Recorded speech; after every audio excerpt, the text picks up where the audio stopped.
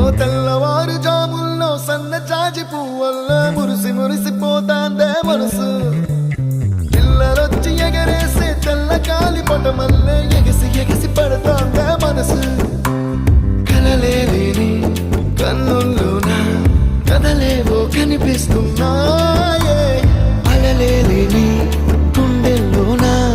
గలగలమని పొంగాయే ఆశల అలలే ఇంతందంగా ఉంటుందా ఈ లోకం ఇన్నాళ్ళు ఈ మనసుకి తెలియాలేదే పాపం